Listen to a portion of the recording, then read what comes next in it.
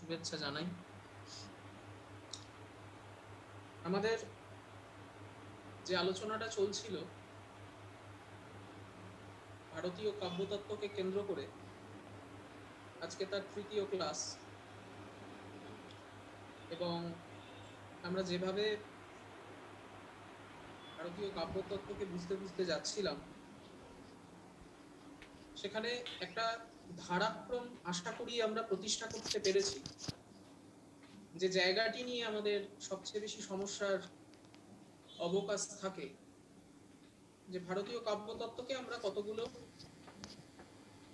তথ্যের ভিত্তিতে, কতজন আলংকারিকের ভিত্তিতে, তাদের বইয়ের ভিত্তিতে, কতগুলো তাদের বলা বক্তব্যের ভিত্তিতে পরপর পড়ে যাই, কিন্তু আমরা কোনো একটা কোরিলেশন তৈরি করতে পারি না। আমরা প্রথম থেকেই সেই চেষ্টাটা করেছি, যাতে তোমরা এরপর যখন মেটেরিয়াল পড়বে বা অন্য কোনো বই পড়বে এই সংক্রান্ত, আমি তোমাদের দেখবে কিছু স্পেসিফিক বই বলে দিই নেটের জন্য, তার মানে এই নয় যে তোমরা অন্য কোনো বই পড়বে না। নেটের জন্য অন্য কোনো বই দরকার নেই, কথাটার মানে হচ্ছে এটা।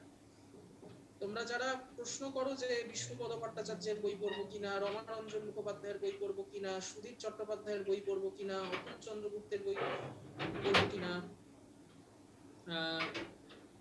তাদের কাছে আমার অনুরোধ, নিশ্চয়ই পড়বে, কিন্তু নেট একটা সর্বভারতীয় স্ক্রিনিং পরীক্ষা, তার জন্য যতটুকুনি দরকার আমি সেই ক্ষেত্র বিশেষ অনুযায়ী এই তিনটে বইয়ের কথা বারবার বলেছি। জীবেন্দ্র সিংহ রায়, বিমল কুমার মুখোপাধ্যায় এবং অবন্তী কুমার সান্যাল। বিষ্ণুপদ ভট্টাচার্য অবশ্যই প্রচন্ড প্রাজ্ঞ একজন সমালোচক, আলোচক, তার বই নিশ্চয়ই পড়বে। সুধীর বাবুর বই পড়তে পারো, করুণানিধান বাবুর বই পড়তে পারো।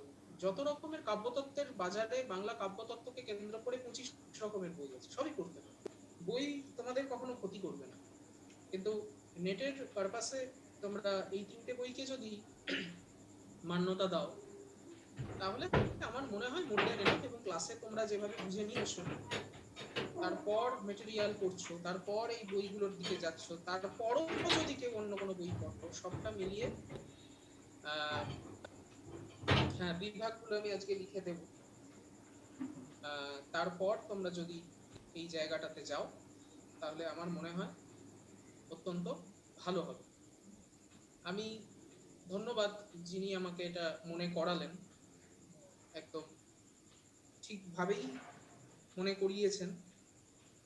আমরা গতদিন যে জায়গাটিতে ছিলাম, অর্থাৎ ধ্বনির রূপভেদ, ধ্বনি মানে এখানে কিন্তু অবশ্যই ব্যঙ্গার্থের কথা বলছি, ব্যঞ্জনার কথা বলছি। সেই ধ্বনির রূপভেদের জায়গাটিকে সামনে রেখে আমরা যেটি আলোচনা করতে করতে যাচ্ছিলাম, সেখানে আমরা প্রত্যেকটা বিভাজন আলোচনা করেছি আলাদা করে, কিন্তু কারোর কারোর নিশ্চয়ই এখনো অবধি সেই বিভাজনটা কোথা থেকে কোথায় এসে পৌঁছাচ্ছে, সেই জায়গাটিকে কেন্দ্র করে একটু অসুবিধা থাকতে পারে। সেটাকে মাথায় রেখে আমি যেখানে শেষ করেছিলাম, তারপর ওই চার্টের জায়গাটি একটু তুলে ধরার তোমাদের কাছে চেষ্টা করব। আর দ্বিতীয় কথা হচ্ছে, আমাদের এর পর যেগুলো বাকি থাকছে এই কাব্যতত্ত্বের মধ্যেই, চিত্রকাব্য, ঔচিত্য, রীতিবাদ, ধ্বনিবাদ, এই অংশগুলো, সেগুলো আমরা পরপর ঠিক একই রকম পদ্ধতি, যে জায়গা থেকে শুরু করেছি, রসবাদ থেকে শুরু করে ধ্বনিবাদ হয়ে আমরা ব্যাক ক্যালকুলেশনে কিন্তু এগোচ্ছি, সেই একই রকম পদ্ধতিতে কিন্তু আমরা করতে করতে যাব। তাহলে আমরা একটুখানি প্রথমে এই চার্টটা একটু করে নিই, যাতে তোমরা এই আগের দিনের অংশটি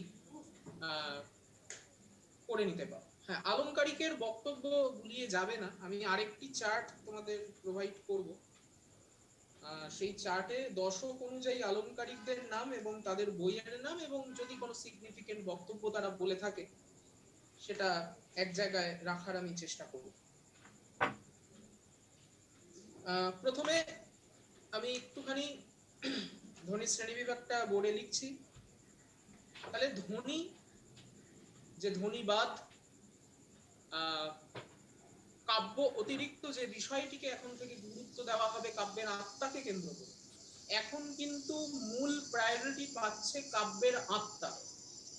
এর আগের আলংকারিক গণ কাব্যকে বাইরে থেকে দেখার যে চেষ্টা করেছিল, কাব্য শরীর কেন্দ্রিক যে বিভাজন, যেখান থেকে গুণবাদ, রীতিবাদ, বক্রোক্তি ইত্যাদি সবই এহবাহ্য স্তরে প্রযোজ্য ছিল, এই ধ্বনি ব্যাপারটিকে কেন্দ্র করে তা অন্তরে চলে গেল। যেরকম অনেকটা আমরা বলেছিলাম ছন্দের ক্ষেত্রে, ছন্দ রূপ হচ্ছে তার বাইরের ব্যাপার আর ছন্দ রীতি হচ্ছে তার অন্তরের ব্যাপার, এও যেন খানিকটা তাই। ধ্বনিবাদ, রসবাদ হচ্ছে তার অন্তরের দিক, আর তার বাইরের কাঠামোগত দিক হচ্ছে এই আলংকারিক গণের অলংকারবাদ, রীতিবাদ, গুণবাদ ইত্যাদি ইত্যাদি।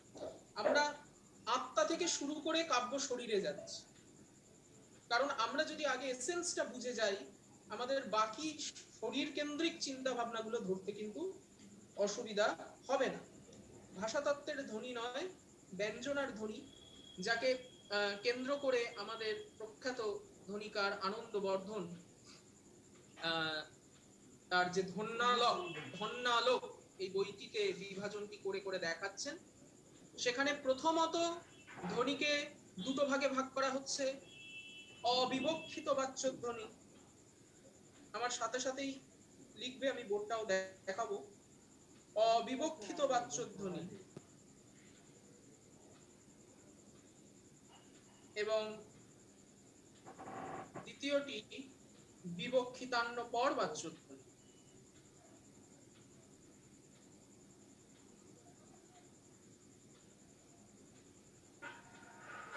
আমি ধ্বনি কথাটা সব জায়গায় লিখছি না,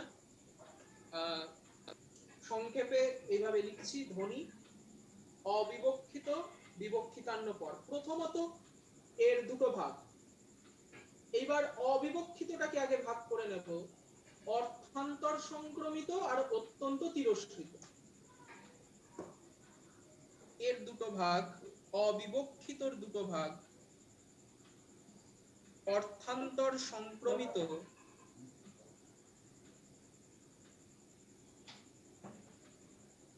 এবং অত্যন্ত তিরস্কৃত।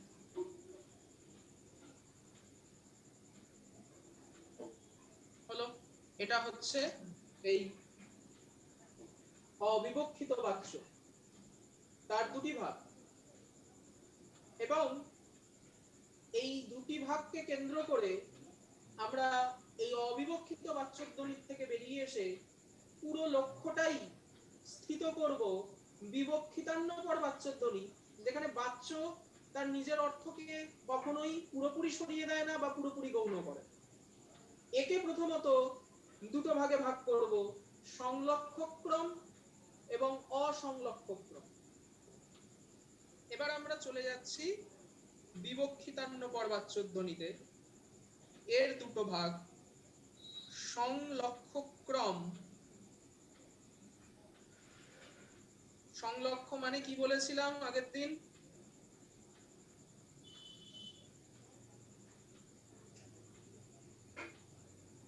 বলো তোমরা। একটি হচ্ছে সংলক্ষক্রম, সিঁড়ি। সংলক্ষ মানে হচ্ছে দেখা, আর ক্রম মানে হচ্ছে সিঁড়ি। স্পষ্টভাবে কি দেখা? সিঁড়িটাকে দেখা। তাহলে যেখানে আমরা সিঁড়িটা স্পষ্টভাবে দেখতে পাচ্ছি তাই সংলক্ষক্রম, আর যেখানে সিঁড়িটাকে দেখতে পাচ্ছি না, কখন যে ব্যঞ্জনার বর্তি উদ্গমিত হয়ে যাচ্ছে, সেটা হয়ে গেল অসংলক্ষক্রম। রাইট? তাহলে একদম, তাহলে এই হচ্ছে সংলক্ষ এবং অসংলক্ষ। এই সংলক্ষ আবার দুটি করে শ্রেণী, বস্তুধ্বনি ও অলংকার ধ্বনি। বস্তুধ্বনি ও অলংকার ধ্বনি। রাইট? এই বস্তুধ্বনি আবার দু রকম হতে পারে। আমরা বলেছিলাম বস্তু থেকে বস্তু, অলংকার থেকে বস্তু। তাহলে বস্তুধ্বনি আবার দু প্রকার, বস্তু থেকে বস্তু আর অলংকার থেকে বস্তু। তেমনি ভাবে অলংকার ধ্বনিও দু প্রকার, শুধু পাল্টে যাবে কি বস্তু থেকে অলংকার, অলংকার থেকে অলংকার, বস্তু থেকে অলংকার আর অলংকার থেকে অলংকার। দেখো আশা করি দেখা যাবে বোর্ডটি। তাহলে সংলক্ষক্রম বস্তু ধ্বনি অলংকার ধ্বনি, বস্তু ধ্বনি আবার বস্তু থেকে বস্তু, অলংকার থেকে বস্তু। তেমনি ভাবে অলংকার ধ্বনিও তাই, বস্তু থেকে অলংকার, অলংকার থেকে অলংকার। এই পার্টটা নিয়েও আমাদের কাজ শেষ। আমাদের আরো প্রিসাইসলি মূল এমফাসিস চলে যাবে অসংলক্ষক ক্রম। এটাই আমাদের ফাইনাল ডেস্টিনেশন বাবা। আমাদের প্রাচ্য কাব্যতত্ত্বের ফাইনাল ডেস্টিনেশন ব্যঞ্জনাকে কেন্দ্র করে অসংলক্ষক ক্রম, যেখানে আমি আর আলাদা করে সিঁড়িটাকে ধরতে চাইবো না বা ধরতে পারবো না। কাব্যপাঠ করতে করতে কখন যে ব্যঞ্জনার প্রতীতি, গুণার্থ প্রতীতি আমার মধ্যে আমি অনুভব করতে শুরু করব সেটা আমি ধরতে পারবো না। এটাই তো শ্রেষ্ঠ কাব্যের সেই চূড়ান্ত বিন্দু। তুমি কবিতা পড়ছো, সাহিত্য পড়ছো, কালোজয়ী কোনো লিটারেচার পড়ছো, আর তোমার ভেতরে ওই ভরতকথিত আটটা রসের প্রতীতি হচ্ছে, অভিব্যক্তি হচ্ছে, ম্যানিফেস্টেশন হচ্ছে। এটাই তো আমরা মূল বক্তব্য হিসেবে দাঁড় করাতে চেয়েছিলাম। এই অসংলক্ষক ক্রমের শেষ পর্যন্ত দুটো ভাগ বলো তোমরা কি কি? একটি ভাবধ্বনি আর একটি রসধ্বনি।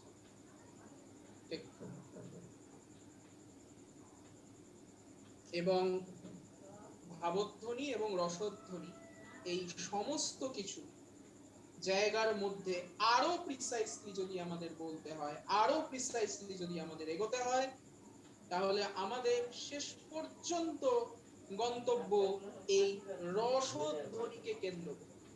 রসধ্বনি, যেখানে রস আর ধ্বনি পারস্পরিকভাবে হাত মিলিয়ে সহাবস্থান করে কাব্যের প্রকৃত আত্মাকে চিনিয়ে দিতে পারছে। এরপর থেকে আর কেউ সচেতনভাবে কাব্যের আত্মা বিষয়ে প্রশ্ন তুলবেন না বা নতুন কোনো মতবাদ তৈরির চেষ্টা করবেন না, কারণ এই রসধ্বনি হচ্ছে শ্রেষ্ঠ ব্যঞ্জনার চূড়ান্ত স্তর, পরাকাষ্ঠা, যেখানে গিয়ে আমাদের একদমই তাই প্রিয়, যেখানে গিয়ে আমাদের সেই চূড়ান্ত স্ফূর্তি ভরতকথিত আটটা স্থায়ী ভাব থেকে তার প্রত্যেকটার সাথে যুক্ত আটটা রসের মধ্যে কোনো একটি, কোনো দুটি, কোনো তিনটি, যেটা আমি পড়ছি, যে ধরনের বিভাব অনুভাবের সাথে আমি যুক্ত হচ্ছি, সেই অনুযায়ী রসের প্রতীতি ঘটবে।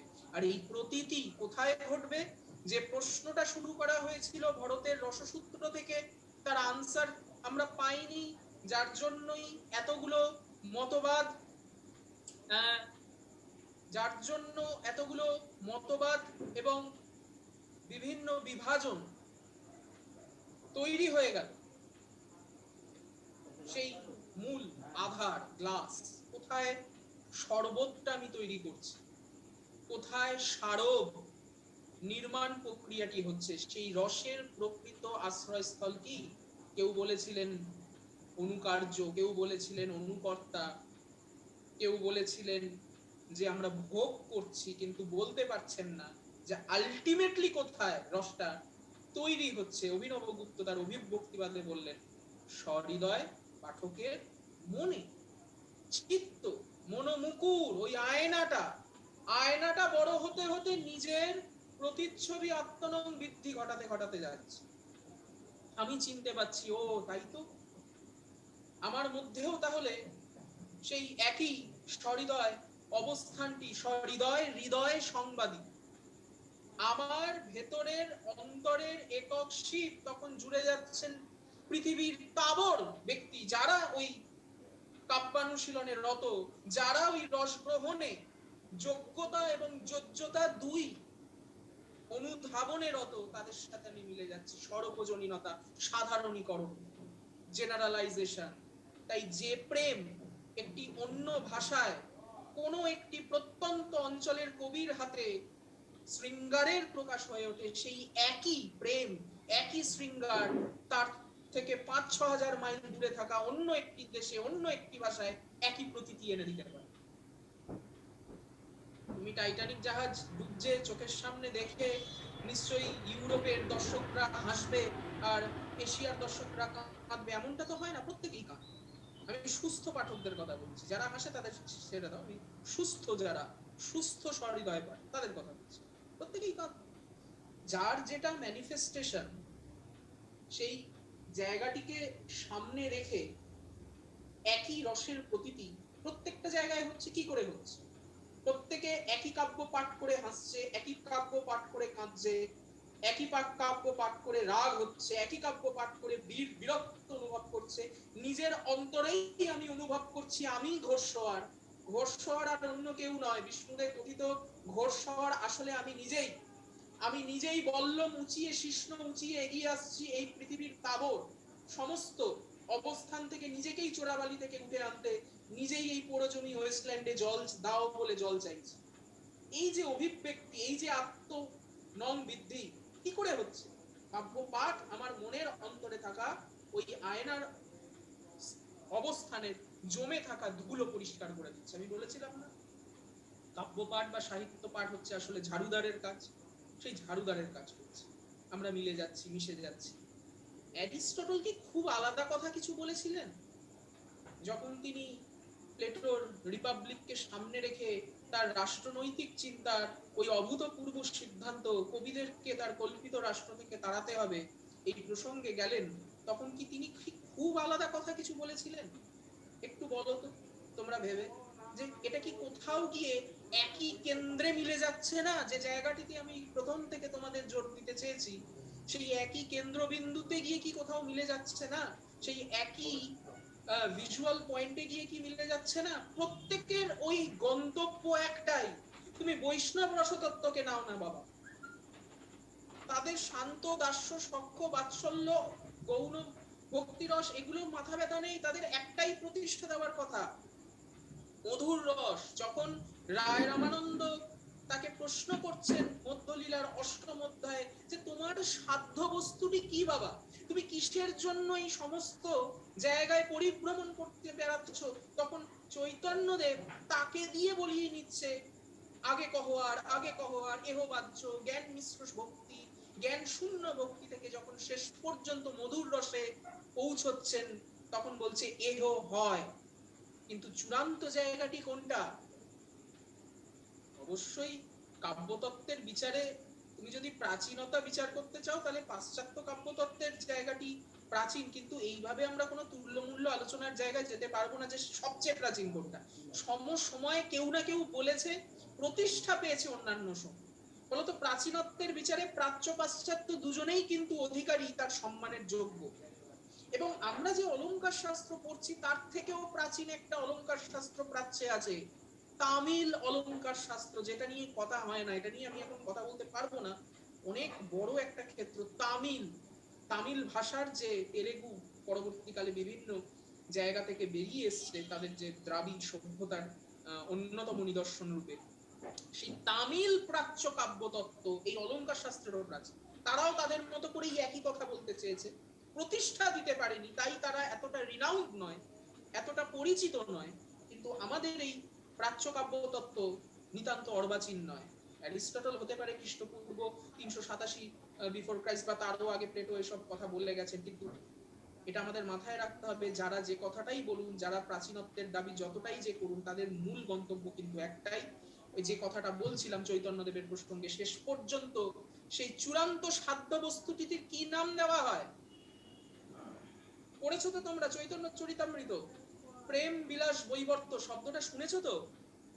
চূড়ান্ত সেই সাধ্য বস্তুটির নাম কি? প্রেম বিলাস বৈবর্ত। এর মানে কি? মধুর রসের মধ্যেও চূড়ান্ত স্তরটার নাম প্রেম বিলাস বৈবর্ত। কাকে বলে প্রেম বিলাস বৈবর্ত? যখন রাধা কৃষ্ণর মিলিত রূপের সেই চূড়ান্ত সমৃদ্ধিমান সম্ভব স্তরে কে নারী কে পুরুষ এই লিঙ্গ জ্ঞান থাকে না।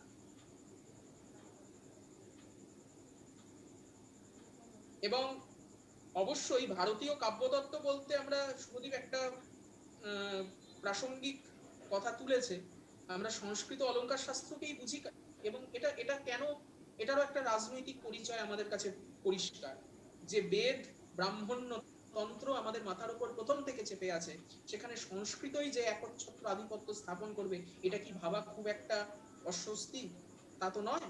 কিন্তু এর থেকেও প্রাচীন কাব্যতত্ত্ব ভারতে আছে, সেটা তামিল, সেটা নিয়ে প্রচুর কাজও হচ্ছে, সেটা অন্য সময় কখনো বলা যাবে। কিন্তু এই প্রেমবিলাস বৈবর্তের কথা বলছিলাম, সেটা হচ্ছে সেই চূড়ান্ত অবস্থান। জ্ঞান দিয়ে তুমি এটাকে অনুভব করতে পারবে না। তাই জ্ঞান শূন্য ভক্তির পথে যখন শান্ত দাস্য সখ্য বাৎসল্য মধুর পেরিয়ে সেই চূড়ান্ত অনুভূতির স্তরে গেলাম, আমি আর আমি নই। প্রেম মানে কি? আমির বিগলন। এবং একদমই আমি, প্রেম কি চায় তোমার থেকে? ভালোবাসা তোমার থেকে আসলে কি দাবি করে? ওই কোথাও কোথাও জাস্ট মিট করা, কফি শপে গিয়ে কফি খাওয়া, এগুলো তো হচ্ছে বাইরের অনুভব। আসল জায়গাটা কি চায়? তুমি তোমার আমিত্ব থেকে বেরিয়ে আসো। প্রেম তোমার আমির বিগলন চায়। তুমি যতক্ষণ তোমার ইগোকে সামনে রাখবে, ততক্ষণ তুমি প্রেমের চূড়ান্ত স্তরে পৌঁছতে পারবে না। প্রেম তোমার আমির ইগোকে মেরে মিশিয়ে দিতে চায়। কাব্য তো তাই করে। কাব্যে যতক্ষণ তুমি ভাবছো আমি তো দুষ্মন্ত নই, আমি তো শকুন্তলা নই, আমি তো আমি, তুমি কি ততক্ষণ ওই সাধারণীকরণের স্তরে রিলেট করতে পারবে? তুমি যদি মনে করো টাইটানিক ডুবছে তো আমার কি, তুমি কি সিনেমাটার আসল রসটা নিতে পারবে? কারণ তুমি তোমার আমিতে আছো। এই আমির আবরণ ভঙ্গ করেছি না এই কথাটা, এর মানে কি? এই আমির আবরণ ভঙ্গকেই ছোট আমি থেকে বড় আমির থেকে যাত্রার কথা বলছেন রবীন্দ্রনাথ। এই আমিটাকে আমার ইগো। প্রেম একই জিনিস দাবি করে, সাহিত্য একই জিনিস দাবি করে। যতক্ষণ তোমার ইগোতে তুমি বিরাজ করছো, তোমার আমির বিগলন হচ্ছে না, প্রত্যভিজ্ঞা হচ্ছে না, রিকগনিশন হচ্ছে না, ততক্ষণ তুমি সেই যাত্রার সামিল হতে পারছো না। বৈষ্ণব রসতত্ত্ব প্রেম দিয়ে প্রমাণ করেছে, আর প্রাচীন পাশ্চাত্য প্রাচ্য কাব্যতত্ত্ব সাহিত্য দিয়ে। সব দেখো একই কেন্দ্রে ধাবিত, একই লক্ষ্যে তাদের বলার মুন্সিয়ানা, তাদের বলার অবস্থানগুলো কেবল পাল্টে পাল্টে যাচ্ছে। বোঝাতে পারছি আশা করি। এবং এই হচ্ছে চূড়ান্ত সেই ধ্বনির জায়গাটি।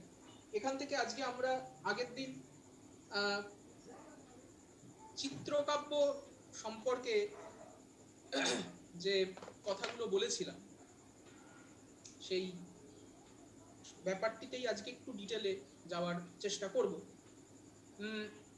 আমি চেষ্টা করছি যতটা সহজভাবে এর এসেন্সটা তোমরা নিয়ে নিতে পারো। এর পরের কাজটা কিন্তু অনেক সহজ। আমাদের কাব্যতত্ত্ব, ছন্দ, অলংকার, যেগুলো বেসিক্যালি থিওরিটিক্যাল অ্যাপ্রোচকে সামনে রেখে আমরা নেটের জন্য পড়ি, তাতে নম্বর কম পাওয়ার একটা বড় কারণ হচ্ছে আমরা রিলেট করতে পারি। আমাদের ফার্স্টে আগে এই স্টেপটাকে পেরোতে হবে, আমাদের রিলেট করতে হবে, আমাদের চারপাশে ছড়িয়ে থাকা যে বাস্তব উপকরণ দিয়ে তার সঙ্গে যুক্ত হতে হবে। যতক্ষণ না এটা করতে পারছি, ততক্ষণ কিন্তু আমরা ওই কতগুলো নোটস পড়ে গিয়ে নেট পাস করতে পারবো না। আমি কিন্তু সেই জায়গাটাই জোর দিতে চাইছি বারবার। এরপরে যখন তোমরা তথ্য পড়বে, এরপর যখন তোমরা ইনফরমেশন গুলো পড়বে, দেখবে ও আচ্ছা, তাই তো এই জন্য ভদ্রলোক এই কথা বলেছেন, ও এই জন্য কাব্যম গ্রাহ্যম অলঙ্কারাৎ, এই জন্য রীতিরাত্মা কাব্যস্য, এই জন্য এই শ্লোকগুলো তৈরি হচ্ছে, এই জন্য কুন্তক বক্রোক্তি থেকে বাঁকিয়ে কথা বলার জায়গায় গেছে। এই যে রিলেট করতে পারা না, তখন কিন্তু তথ্যগুলো বাই ডিফল্ট তোমার মাথায় থেকে যাবে। তুমি আলাদা করে এফর্ট দিয়ে মুখস্থ করে তথ্যগুলোকে ওই কম্পিউটারে হার্ড ডিস্কে ভরার মতো তখন আর স্টোর করছো না। এইটা হচ্ছে মেথড। আমরা বারবার বলি না, যে স্মার্ট স্টাডির কথা বলি। স্মার্ট স্টাডি বেসিক্যালি এরকম কোনো অবস্থান নয় যে একজন জানে আরেকজন জানে না, প্রত্যেকেই তোমরা জানো। শুধু রিলেট করো, তাহলেই দেখবে তোমাদের কাজটা ওই ইনফরমেশন। নেট, এটা তো খুব সত্যি কথা যে এটা একটা স্ক্রিনিং। যতক্ষণ না একটা লিটারেচারের পেপার ডেসক্রিপটিভ হয়, ততক্ষণ তার মেধা যাচাই ওই প্রসঙ্গে যাওয়া যায় না। এখানে তো সবই এমসিকিউ, কিন্তু এমসিকিউ এর মধ্যেও ওই তথ্যগুলোর সঙ্গে রিলেট করা, আসলে তোমার বেসিক কনসেপ্টটা পরিষ্কার আছে কিনা ওটাকে যাচাই করে নেওয়ার শামিল, সেই চেষ্টাটা আমরা করছি। আজকে আমরা একটু চিত্রকাব্যের ডিটেলমেন্টে যাই। আগের দিন একটু ছুঁয়ে গেছিলাম, এবং তোমাদের কাছে এখন নিতান্ত এটা পরিষ্কার হয়ে যাওয়ার কথা যে কাব্য বলতে আমরা বেসিক্যালি কবিতা, যেরকম ভাবে অ্যারিস্টটলের পোয়েটিক্সে আমরা নাটককে সামনে রেখেছি, নাটক মানে সাহিত্যই কাব্য মানে এখানে সাহিত্যই, কাব্যতত্ত্ব মানে বেসিক্যালি সাহিত্য তত্ত্ব। কাব্য মানে কেবল কবিতা এরকম ভাবার কারণ নেই, কিন্তু যখন কাব্যের ক্লাসিফিকেশন হচ্ছে তখন কিন্তু কাব্য ওই ফর্মটাকে, ওই রূপকল্পটাকে সামনে রেখেই হচ্ছে। কারণ সাহিত্যের খুব অর্বাচীন কালের তৈরি যেগুলো সৃষ্টি, যেমন উপন্যাস, ছোট গল্প, গদ্যমূলক আখ্যান, সোজা কথা, সেগুলো অনেকটা অর্বাচীন, সেগুলো অনেকটা আধুনিক। তার আগে পর্যন্ত নাটক, কবিতাই হচ্ছে সাহিত্যের রূপভেদের মধ্যে থাকা সবচেয়ে এগিয়ে থাকা দুটো সংরূপ। সেই জায়গা থেকে কাব্যের ক্লাসিফিকেশনটি এদের কাছে গুরুত্বপূর্ণ হয়ে উঠছে। তাহলে আমরা কাব্য বলতে কি বুঝি? আমরা এতক্ষণ পর্যন্ত যে প্রশ্নটাকে সামনে রেখে ডিল করছিলাম সেটা হচ্ছে কাব্য কি করে, কেন কবিরা গুরুত্বপূর্ণ সমাজের পক্ষে, এই প্রশ্নটাকে ডিল করেছি। কাব্য কি করে না, কাব্য একটা রসের প্রতীতি তৈরি করে। কার মধ্যে করে? সহৃদয় পাঠকের মধ্যে করে। তাতে কি হয়? তাতে তার নিজের অবস্থানটি পরিষ্কার হয়, সে নিজেকে চিনতে পারে, তার আমির আবরণ ইত্যাদি সব প্রমাণ করা হয়ে গেছে। এখন হচ্ছে কাব্য তাহলে কি? খেয়াল করো, প্রশ্নটাকে একটু জাস্ট উল্টে নাও। কাব্য কি করে সেটা প্রমাণ করার পর বাই প্রোডাক্ট হিসাবে এই প্রশ্নটা তার মধ্যে থেকে বেরিয়ে আসতে বাধ্য, কাব্য তাহলে কি? কাব্য কিভাবে করে একটা আলাদা প্রশ্ন, আর কাব্য কি আরেকটা কমপ্লিটলি ডিফারেন্ট প্রশ্ন। এখন তোমাদেরকে যদি এই প্রশ্নটা করা হয় যে হোয়াট ইজ লিটারেচার, সাহিত্য কি, তোমরা কি উত্তর দেবে? আমি জাস্ট তোমাদের সঙ্গে একটু আলাপচারিতা করে নিচ্ছি, কারণ আমি একতরফা ভাবে বলে যাব সেটা একটু অসুবিধাজনক, কারণ এই প্রশ্নগুলোকে ডিল করাটা দরকার আমাদের এই কাব্যের ক্লাসিফিকেশনে যাওয়ার জন্য। তোমরা চ্যাট বক্সেই লিখে আমাকে জানাতে পারো যে হোয়াট ইজ কাব্য বা সাহিত্য, তোমরা কাকে বলো? কেউ কি এরকম কারোর কোনো সংজ্ঞা জানা আছে, বা তোমাদের মতো করে তোমরা এই কবিতা বা সাহিত্য এটা বলতে বোঝো, এরকম কি কারোর কোনো লব্জ বা নোশান তৈরি হয়ে আছে? কেউ? এনিওয়ান? আচ্ছা, আমার কথাতে সংরূপ, আচ্ছা কবিতা একটা সংরূপ, আচ্ছা আঙ্গিক, আমি বলছি আঙ্গিকের দিকটা ছেড়ে দাও, আঙ্গিকটা ছেড়ে দিয়ে কবিতা কি করে? যা মনে আনন্দ হয়। বেশ, অনন্যা একটা পয়েন্ট তুললো, আনন্দ, খুব ভ্যালিড একটা পয়েন্ট বলেছে, খানিকটা আলগোছে বলেছে কিন্তু ভ্যালিড পয়েন্ট। একই সঙ্গে জ্ঞান এবং রস বাস্তব জীবনের উপকরণ। বেশ, কতগুলো কথা উঠে এলো তোমাদের মধ্য থেকে, যারা বললে না, উত্তর দিলে না, তারা বরং, তাদের বরং হ্যাঁ সমাজের প্রতিচ্ছবি, ভাব সমৃদ্ধ রচনা, মানসিক তৃপ্তি, আত্মীকরণ, আনন্দ, কবিদের মনের ভাব প্রকাশ, প্রতিফলন ঘটাচ্ছে। বেশ, মনের মুক্তি, বেশ, মনের অভিব্যক্তি প্রকাশ। বাহ, ভাল লাগছে। তোমরা তোমাদের মতো করে যাতে ব্যঙ্গার্থক বা ধ্বনি আছে, কাব্য বাস্তবের অনুকরণ, সর্বজনীন সত্যের প্রকাশ। খুব ভালো লাগছে তোমরা তোমাদের মতো করে শব্দ চয়নগুলো করছো এবং পরপর বলতে বলতে যাচ্ছ, এটা প্রমাণ করছে যে তোমরা রিলেশনের জায়গায় চলে গেছো। এটা এটা আমার প্রাপ্তি, এইটুকুনি আমার প্রাপ্তি, বাকিটা এগোবাচ্ছ। যারা উত্তর দিলে না বা যারা চুপ করে থাকলে, আচ্ছা রিদ্ধি বলছো অতি দূরের বিষয়কে অনুধাবন, বেশ, যারা উত্তর দিলে না তারা বরং, বিজয়া বলছো মানসিক শান্তির কথা, তারা বরং কিন্তু আমার কাছে অনেক বেশি গৃহীত হলো। আমি কেন বলছি যারা উত্তর দিলে তারাও গৃহীত, যারা উত্তর দিলে না তারা আরো বেশি গৃহীত। তুমি কখনোই পৃথিবীর সব বাংলা শব্দ ভান্ডারে থাকা যত মিষ্টি মিষ্টি শব্দ আছে সেই সমস্ত শব্দকে এক জায়গায় করেও সাহিত্য কি বলতে পারো? বাংলা শব্দ ভান্ডারে থাকা যত শব্দ আছে যেগুলো তোমার মনে হচ্ছে সাহিত্যের সাথে যায়, তুমি ডিরাইভ করো, একটা অভাব বোধ থেকে যাবে না? তোমরা যারা উত্তর দিলে, তোমরা যারা এখানে বললে, তোমরা যারা বললে যে যারা এখনো বলছো অনির্বচনীয়, অব্যক্ত, এখনো এই শব্দগুলোকে দিয়ে কি সাহিত্যের জায়গাটায় ছুতে পারছো? একটা একটা অভাববোধ আছে আমার, এখন আমি যতই বলি ততই মনে হবে আরেকটু যেন বেশি কিছু, অতিরিক্ত যেন বেশি কিছু। তার মানে ব্যাপারটা অনেকটা এরকম, সাহিত্য কি আমি জানি না, সাহিত্য কি নয় আমি জানি। একজন একটা মজার গল্প প্রচলিত আছে, ঠিক এইবার তোমরা ঠিক জায়গায় যাচ্ছ, অনুভূতি এই শব্দটা আছে। একটা গল্প প্রচলিত আছে, একজন রাজা, খুব কাব্য রসিক রাজা, তাকে প্রশ্ন করা হয়েছিল যে আপনি যে এই যে সাহিত্য পড়েন, আপনি যে এই কাব্য পড়েন, কেন পড়েন, কাব্য কি জানেন?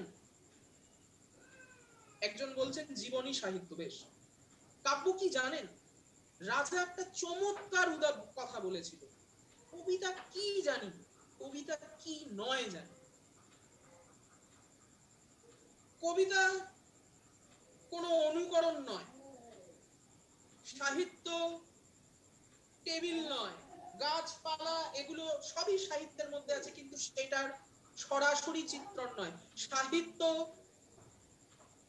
আপেল নয়, কমলা লেবু নয়। তোমার মাথায় যত রকমের ন কেন্দ্রিক শব্দ আসতে পারে, না কেন্দ্রিক শব্দ আসতে পারে, যা সাহিত্যের সাথে যায় না, সেগুলো সাহিত্য নয়। কিন্তু সাহিত্য কি আমি বলতে পারবো, কারণ রস, কাব্যের আত্মা, তার ব্যঞ্জনা, তার ধ্বনি, তার উপলব্ধি, সেটা সম্পূর্ণ তোমার মতো করে প্রত্যেকটা ইন্ডিভিজুয়াল পাঠকের অনুভব বেদ্যতার জায়গায় ঢুকে যায়। কথাটার মানে অনেকটা এরকম, তোমাদের যে কোনো একটা প্রিয় কবিতা, যে কোনো একটা প্রিয় কবিতা, আমি ধরে নিলাম আমাদের পরিচিত একটা কবিতা জীবনানন্দ দাশের সুচেতন, ছেড়ে দাও বনলতা সেন। বনলতা সেন পিয়ালি যেভাবে পড়বে, অনন্যা যেভাবে পড়বে, অনুশ্রী যেভাবে পড়বে, অপর্ণা যেভাবে পড়বে, অর্পিতা যেভাবে পড়বে, আমি সবাই কি একভাবে পড়বো? পড়ার কথা, পড়াটা হয়তো একভাবে পড়বো, কিন্তু তার অনুভব কি আমাদের প্রত্যেকের একটাই? পিয়ালি যখন পড়ছে তখন তার মনে হচ্ছে বনলতা সেনের সঙ্গে বোধহয় জীবনানন্দের কোনোদিন দেখা হয়নি, এটাও তো একটা অনুভব। আমি যখন পড়ছি আমি মনে করছি বনলতা সেন এক্সিস্টই করে না। অনন্যা যখন পড়ছে তখন সে মনে করছে আদৌ কি বনলতা সেনের কাছে জীবনানন্দ যেতে চায়, নাকি তার অন্য কোনো অর্থ আছে। এই যে প্রতিটি অনুভব প্রত্যেকের ভিন্ন, তুমি কিভাবে বাবা বলবে এটাই সাহিত্য? সাহিত্য আসলে এই ভিন্ন অনুভবের যাত্রাপালা, যা বেঁচে থাকে সহৃদয় পাঠকদের প্রত্যেকের আলাদা ইন্ডিভিজুয়ালিস্টিক অ্যাপ্রোচের উপর। যেখান থেকে আধুনিক সময় পরবর্তীকালে যে তত্ত্বটি এতদিন পর্যন্ত আমরা পড়তাম লেখককে সামনে রেখে, এখনো পড়ি, পরবর্তীকালে রলা বার্থ, বিখ্যাত সমালোচক, নিশ্চয়ই তোমরা তার নাম জানো, যে কথাটি তুলে ধরতে চাইবে একটা লেখার পর লেখকের মৃত্যু হয়। মনে পড়ছে ডেথ অফ দি অথর? কায়িক মৃত্যু হয় না, বেঁচে থাকে, কিন্তু লেখককে আর আমরা পাই না সেখানে। জীবনানন্দ দাশ যখন বনলতা সেন কবিতাটি লিখে কবিতাটি প্রকাশ করেছেন তখন আর জীবনানন্দ নেই। প্রত্যেকের আলাদা ইন্টারটেক্সচুয়ালিটি, পাঠক প্রতিক্রিয়াবাদের জায়গায় পাঠক কবিতাটাকে বাঁচিয়ে তুলছে, প্রত্যেকে নিজের মতো করে বাঁচিয়ে তুলছে, লেখক নেই। আমি কি করে বলবো এটাই সাহিত্য? আমি কি করে বলবো এটাই কবিতা? কারোর কারোর কাছে যেটা অকবিতা সেটাই আমার কাছে কবিতা, কারোর কাছে আমার কাছে যেটা কবিতা কারোর কাছে সেটা অকবিতা হয় না। তাহলে এই যে একটা অদ্ভুত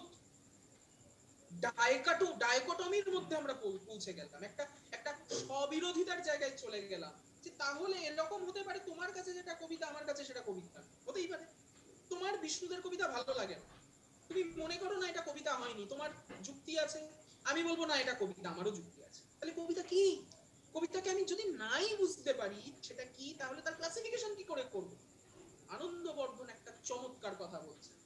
এই জন্যই এই দুজন ব্যক্তির কথা আমরা প্রতি সময়ে বারবার, এই দুই ব্যক্তি, একদিকে আনন্দবর্ধন একদিকে অভিনব গুপ্ত, মানে এটা অনেকটা তোমার বাংলা ছন্দের ক্ষেত্রে হতে পারত প্রবোধচন্দ্র সেন এবং অমূল্যধন, কিন্তু দুর্ভাগ্যক্রমে অমূল্যধন, উইথ ডিউ রেসপেক্ট, মানে তিনি যথেষ্ট কাজ করেছেন, বাট অমূল্যধন না এলে প্রবোধচন্দ্র আসতেন, তেমনি ভাবে আনন্দবর্ধন না এলে অভিনবগুপ্ত আসতেন। পৃথিবীর ইতিহাসে এই ধরনের যুগ্মক আরেকজন আছেন আমার মতে, কার্ল মার্কস এবং এঙ্গেলস, যা সমাজ ব্যবস্থার খোলনলচের ধারণা পাল্টে দিয়েছিল। এই যুগ্মক এরকম যে দুই ব্যক্তি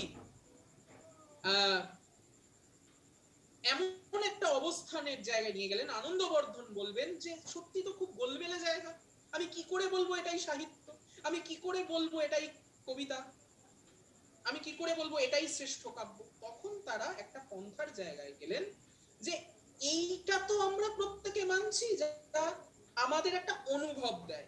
তোমাদের এই প্রত্যেকের উত্তর থেকে একটা কমন ওয়ার্ড কিন্তু সবাই বলেছো, যারা বলনি তারা নিজেদের মধ্যে ওটাকে যাপন করেছো, সেটা হলো অনুভব।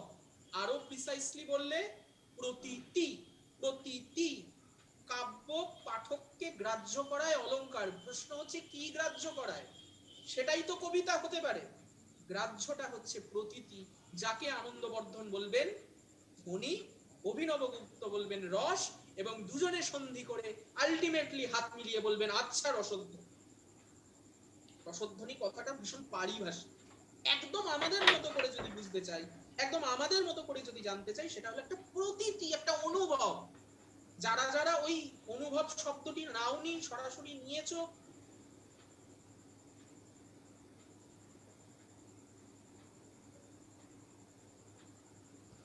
তারা খানিকটা আলগোছে নিয়েছো, কিন্তু অনুভব করে নিয়েছো। আর যারা বলতে পারোনি, তারা অনুভবের মধ্যেই সেটা রেখেছো। কবিতা, কোনো সাহিত্য, কোনো কালজয়ী সাহিত্য একটা অনুভবের জন্ম দেয়, যে অনুভবটি মাত্রা আমরা নির্ধারণ করতে পারি। ধরা যাক, আমি কোনো কবির নাম নেব না, রবীন্দ্রনাথের কথাই বলি। তিনি তার সমগ্র জীবনে সব কবিতা কি ভালো লিখেছেন? লেখেননি। যে কবিতাটা আমার ভালো লাগছে না, তোমার ভালো লাগছে, এরকম কবিতা ছেড়ে দাও। যে কবিতাটা আমাদের মধ্যে প্রায় সকলের এই একটা স্ট্যান্ড পয়েন্ট আছে যে এই কবিতাটা সত্যি কবিতা হয়নি, এরকম কবিতা তো প্রচুর লিখেছেন রবীন্দ্রনাথ, কিন্তু ওগুলোও তো কবিতা। তার মানে ওগুলো একটা অনুভব আছে, কিন্তু সেই অনুভবটা শ্রেষ্ঠ মানের নয়। তাহলে অনুভবের মাত্রা অনুযায়ী কোনটা ভালো কাব্য, কোনটা ভালো সাহিত্য, এটা নির্ধারণ করতে পারি। কিন্তু প্রত্যেকটাই কবিতাই, প্রত্যেকটাই কাব্য, প্রত্যেকটাই সাহিত্য। যে কবি নয়, সে যখন একটা চেষ্টা করে, সেটা তার কাছে কবিতাই হয়। তোমাদের মধ্যে যারা প্রথম কবিতা লিখেছে, অথচ সেটা কবিতা হয়নি বলতে বাধা নেই, তোমাদের কাছে কিন্তু সেটা কবিতাই ছিল। তার মানে কোনটাই কবিতা নয় এটা আমরা বলতে পারি না। কোনটা কবিতা শ্রেষ্ঠত্বের জায়গায় যেতে পারে, অনুভবটিকে বাড়িয়ে তুলতে পারে, সেই মাত্রাটিকে ধরাই হবে আমাদের মূল কাজ। আনন্দবর্ধন বারবার এই অনুভবের মাত্রাটিকে ধরতে চেয়েছে। তার ধ্বনিবাদের মূল এসেন্সটা হচ্ছে এই ব্যঞ্জনার মাত্রাটিকে বোঝা। সেই জন্যই তো লক্ষণের প্রসঙ্গ আসে, সেই জন্যই তো বাচ্চার্থের প্রসঙ্গ আসে। লক্ষণাতেও তো অন্যভাবে এই জায়গাটা করা যায়। এখন প্রশ্ন হচ্ছে যে প্রদীপ বাবু যিনি বললেন অনুভবকে উন্নত করা যায় কিভাবে, সেটাই তো একজন কবির কাজ। যে কবি অনুভবকে উন্নত ভাবে প্রকাশ করতে পারে, তার সৃষ্টি কালজয়ী হয়। আর যিনি পারেন না, যিনি এই জায়গাটির মধ্যে রিচ করতে পারেন না, তার অনুভবটিও থাকে, সেটাও অনুভব, কিন্তু সেটা উন্নত মানের হয়। কি বলছেন এই জায়গায়?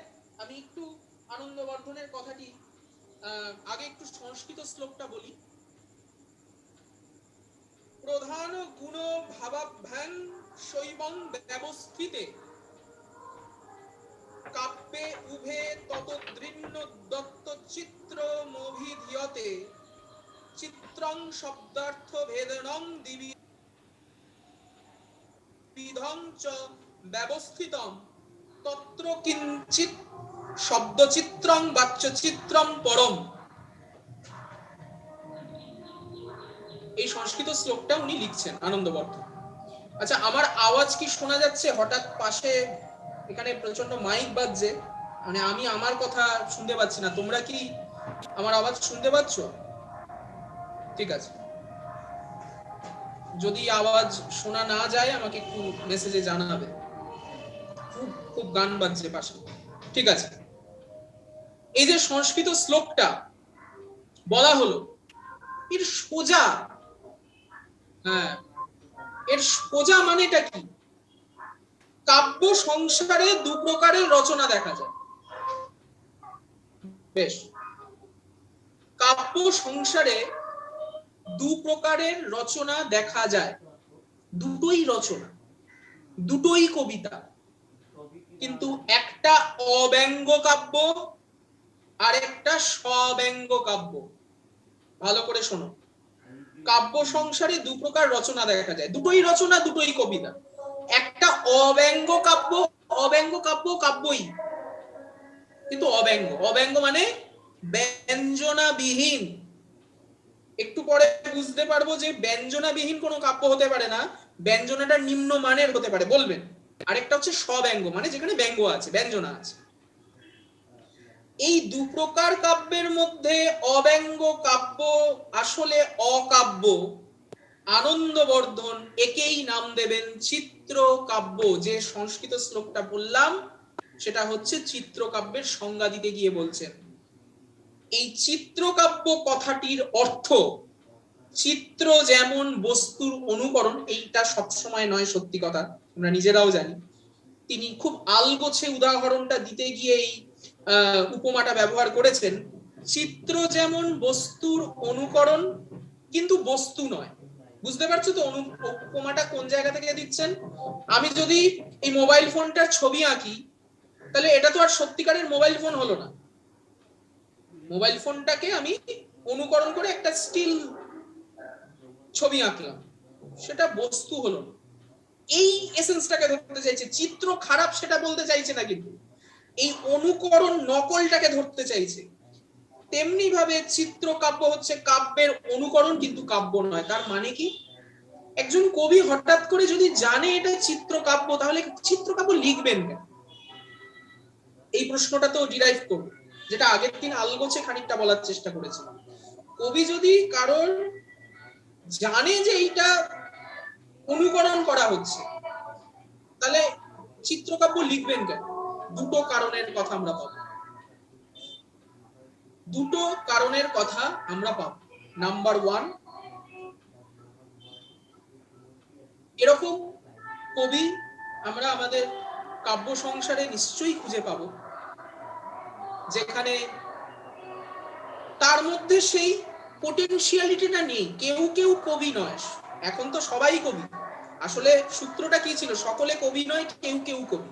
কিন্তু সবাই কবি হতে গিয়ে যদি এই ভাবনাটা নিজের মনে আনে, আচ্ছা ঠিক আছে, এটা সবাই এই কবিতাটাকে ভালো বলে, বাবরের প্রার্থনা কবিতাটাকে সবাই ভালো বলে, আমি বাবরের প্রার্থনা কবিতাটার স্ট্রাকচারটাকে গ্রহণ করে একটু শব্দগুলোকে পাল্টে তার কাছাকাছি আরেকটা কবিতা লিখবো, সেটাকে আমরা অনুকরণ বলতে পারি না পারি?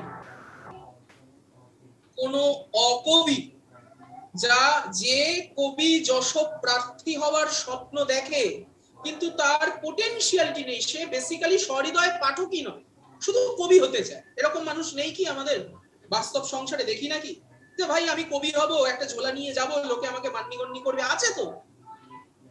আমরা তাকে হয়তো খুব সামনে আহু করি, বলি বাহ খুব ভালো কবিতা লিখেছে, আসলে ওটা কবিতাই নয়, আমরা মিথ্যে কথা বলি তো, কারণ আমরা চটাতে চাই না কাউকে। আমি একটু আলাদা গোছে, আমি সরাসরি বলে দিই যে এটা কবিতা হয়নি, ওই জন্য আমার শত্রু বেশি। সেরকম করো না তোমরা, এটা খুব খারাপ প্রবণতা। আমি একটু ঠোঁট কাটা টাইপের, কিন্তু এরকম লোক তো আছে আমাদের চারপাশে। এবং তারা কি করছে?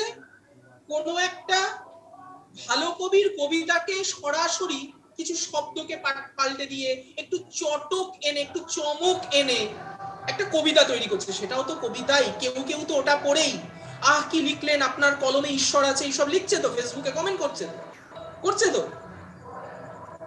কিন্তু সেগুলো কবিতা। আনন্দবর্ধন কি অসামান্য জায়গায় আঘাতটা মেরেছে একটু খেয়াল করো। এই জন্যই এরা এতটা রিনাউন্ড, এই জন্যই এরা এতটা শ্রদ্ধেয়। কোথায় আঘাতটা মেরেছে, একদম অবজেক্টিভলি,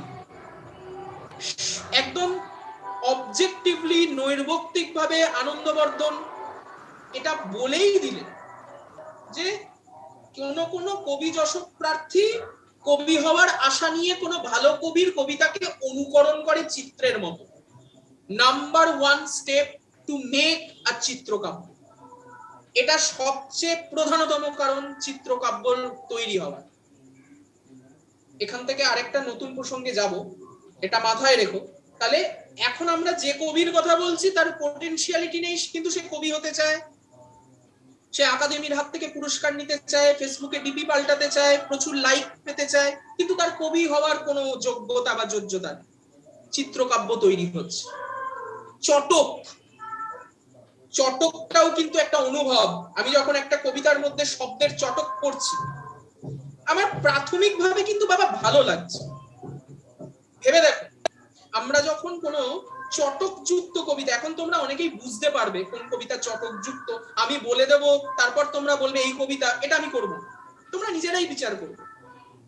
চটকটাও কিন্তু একটা অনুভব, কিন্তু ওটা চটক কি, ওটার ব্যঞ্জনা, ওটা আমার আত্মনম বৃদ্ধি ঘটায় না, ওটা আমাকে আমার মনোমুকুরের সামনে দাঁড় করিয়ে আমার ভেতরের অনুভবগুলোর সামনে দাঁড় করিয়ে দেয়, একটা চটক লাগে। বাহ, শব্দ নিয়ে বেশ ভারী খেলা করেছে তো।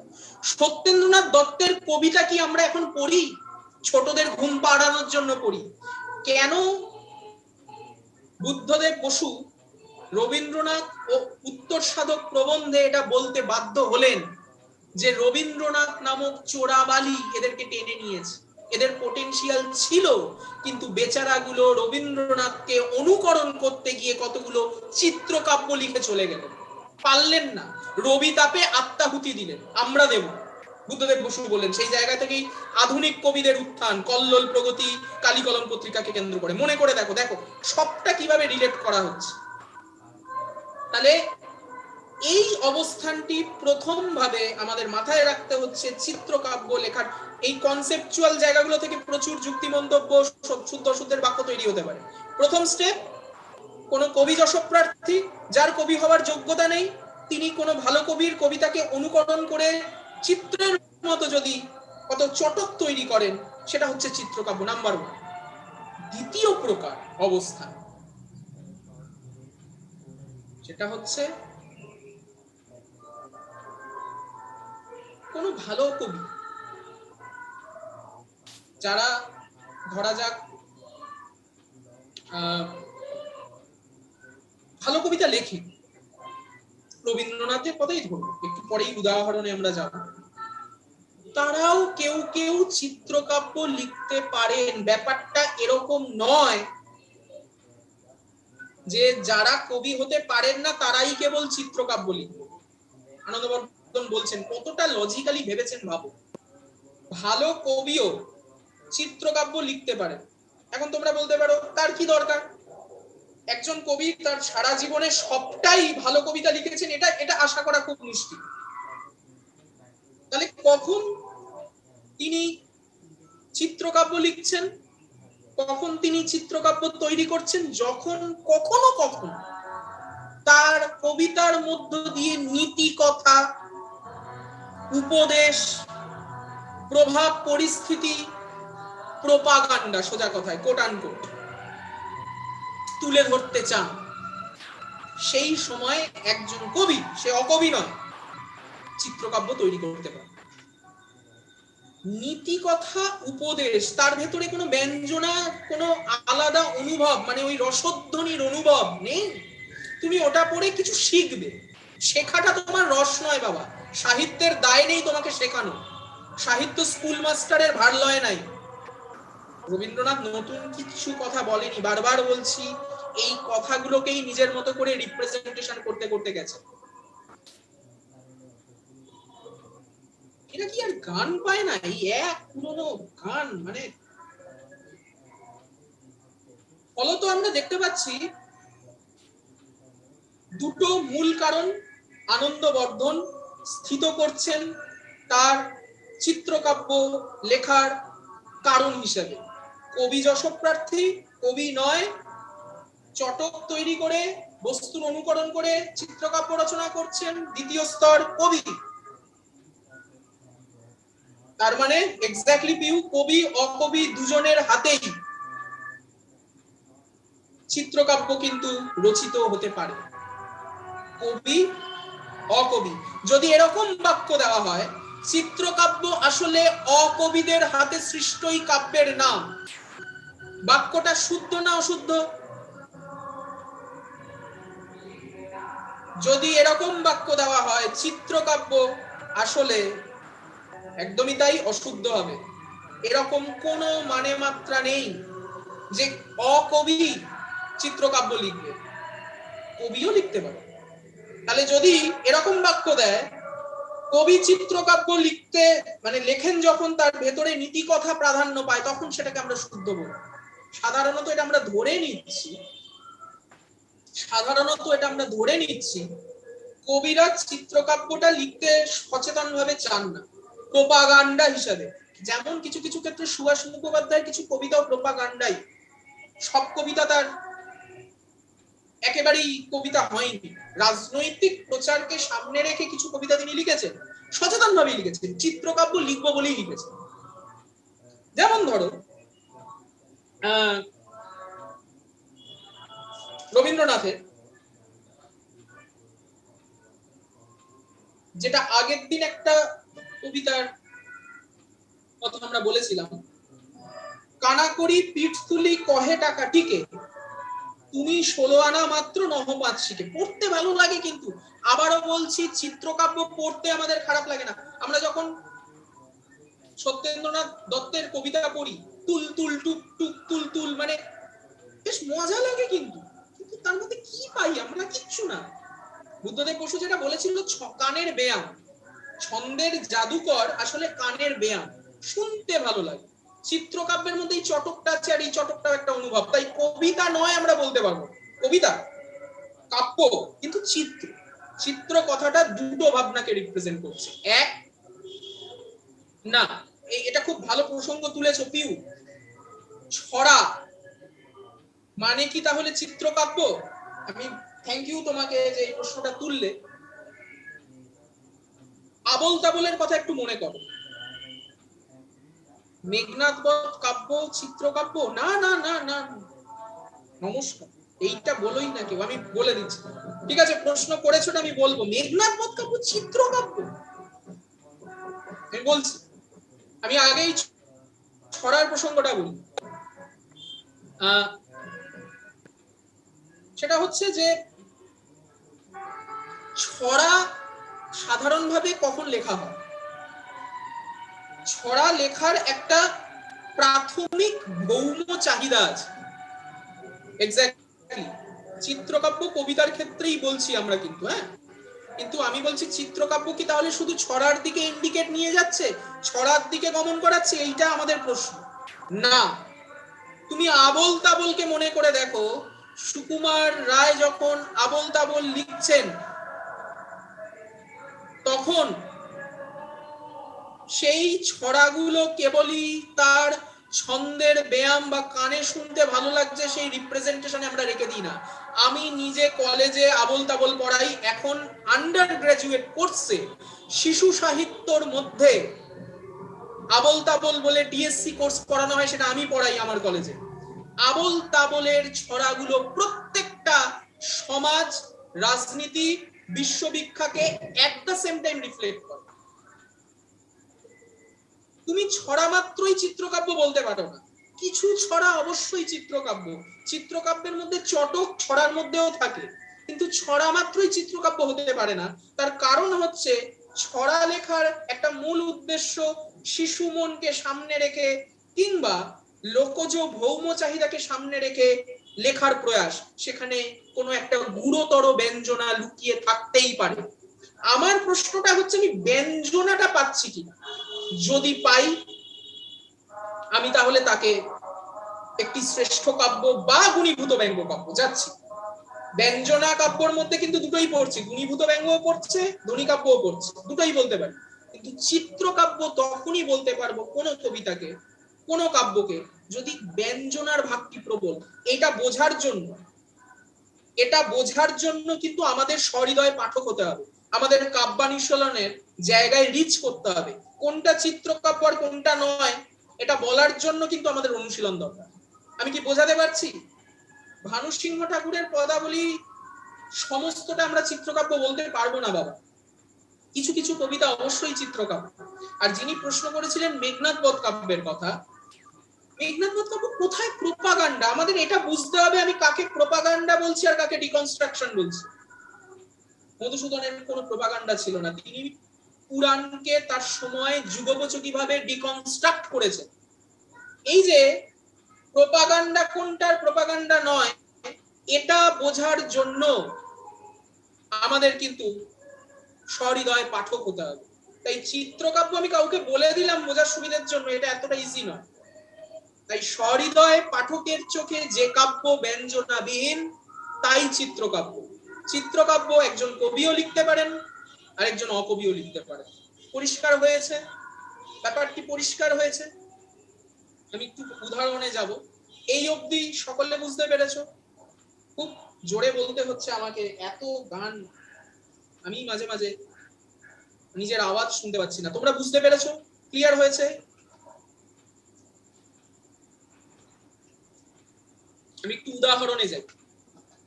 দেখো এই উদাহরণগুলো যেগুলো নেব সেটা কিন্তু আমার ইন্ডিভিজুয়ালিস্টিক অ্যাপ্রোচ থেকেই না, তোমাদের এর থেকে আলাদা কোনো উদাহরণ মনে হতেই পারে। যেটা এক্ষুনি আমি পড়ছিলাম,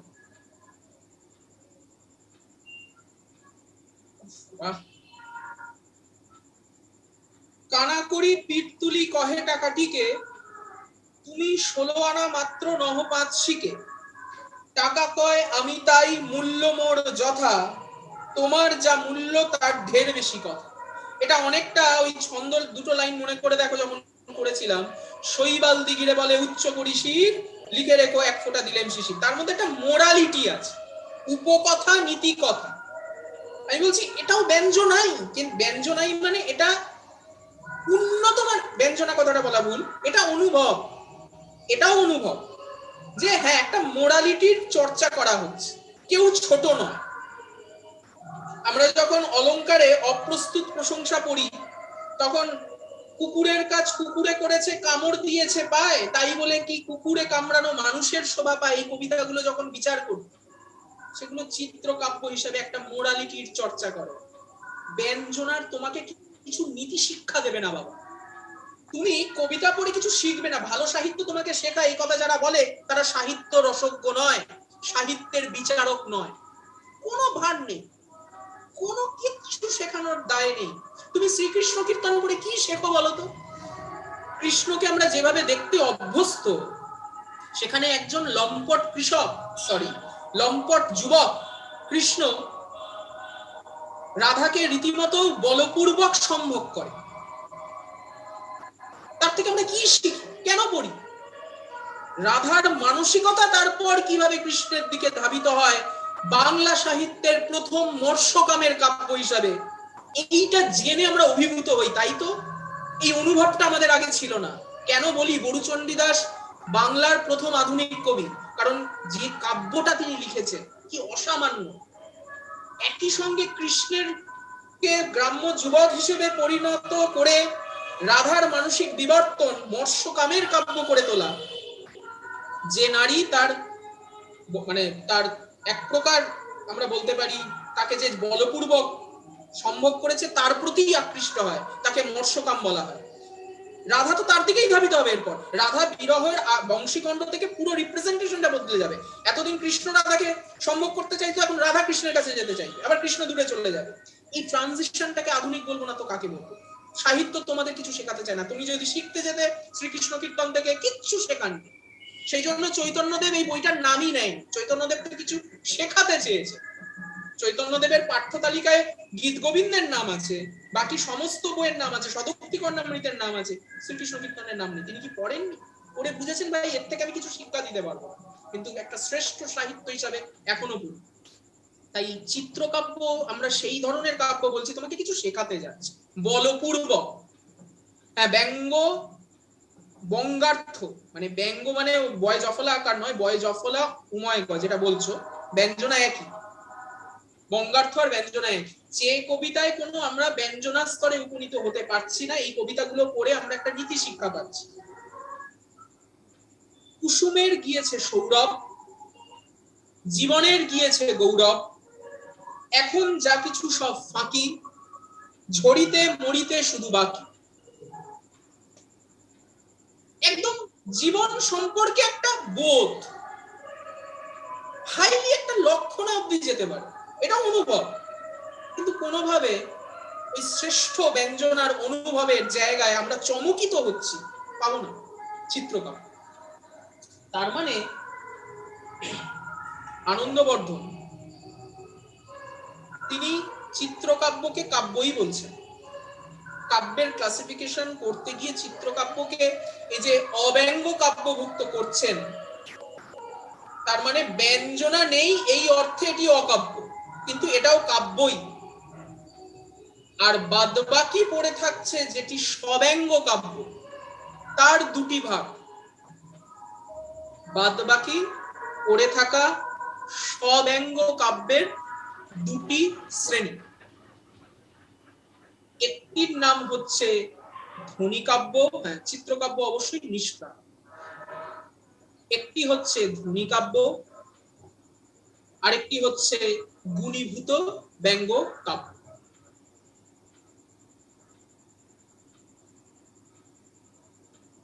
হ্যাঁ, জয়দেব মাইতি একটা সুন্দর কথা বলেছো, সব চিত্রকাব্যই কবিতা, কিন্তু সব কবিতাই চিত্রকাব্য।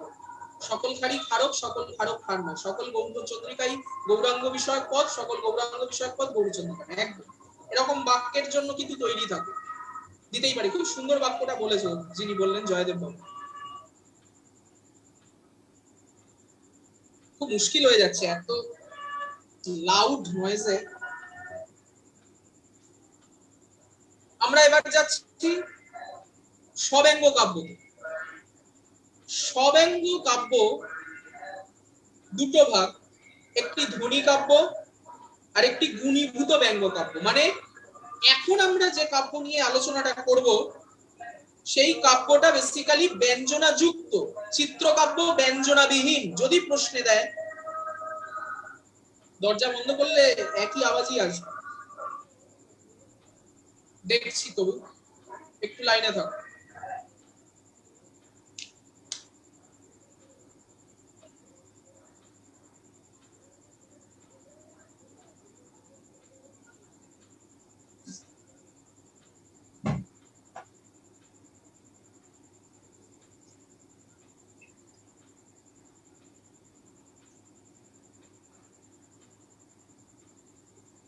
জানলা দরজা বন্ধ করলে আমি আর পড়াতে পারবো না বাবা, একটু আলো বাতাস আসুক। আমি দরজাটা বন্ধ করলাম, সামান্য একটু কম হয়তো লাগবে, আওয়াজ আসবে, তার মধ্যে আবার নিচে কাজ হচ্ছে, ভয়ঙ্কর অবস্থা। যাই হোক, এখন কি শোনা যাচ্ছে তো পরিষ্কার?